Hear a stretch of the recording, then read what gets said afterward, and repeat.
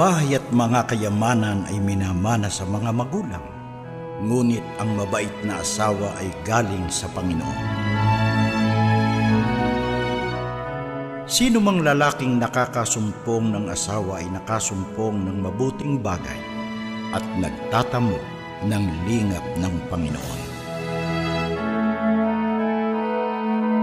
At sinabi ng Panginoon Diyos, hindi mabuti na ang lalaki ay mag-isa, siya'y ilalalangko ng isang katulong niya.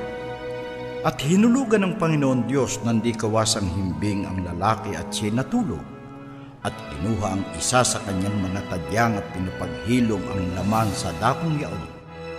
At ang tadyang na kinuha ng Panginoon Diyos sa lalaki ay ginawang isang babae, at ito'y dinala niya sa lalaki.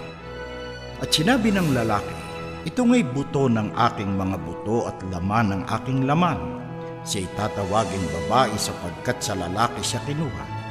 Kaya't iiwan ng lalaki ang kanyang ama at ang kanyang ina at makikipisan sa kanyang asawa, at sila'y magiging isang laman. Sapagkat ang babae na may asawa ay itinali ng kautusan sa asawa samantalang ito ay nabubuhay, datapwat kung ang asawa'y mamatay, ay kalag na sa kautusan ng asawa.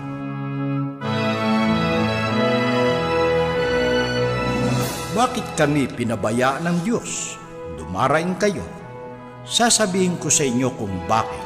Dahil nakita ng Panginoon ang inyong pagtataksil, nang diborsyohin ninyo ang inyong asawa na naging tapat sa inyo sa loob ng mga taon. Ang mga katuwang na inyong ipinangakong mamahalin at iingatan.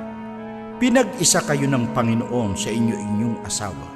Sa matalinong panukala ng Diyos nang kayo magpakasal, kayong dalawa ay naging isang tao sa kanyang paningin. At ano ang kanyang hangad? Mga anak na makadiyos mula sa inyong pagsasama. Bantayan ninyo kung gayon ang silakbo ng inyong mga damdamin. Manatili kayong tapat sa inyong asawa ng inyong kabataan, sapagkat sinasabi ng Panginoon Diyos ng Israel na namumuhi siya sa diborsyo at malulupit na tao. Kaya pigilin ninyo ang silakbo ng inyong mga damdamin. Walang dapat makipagdiborsyo sa kani-kanyang asawa.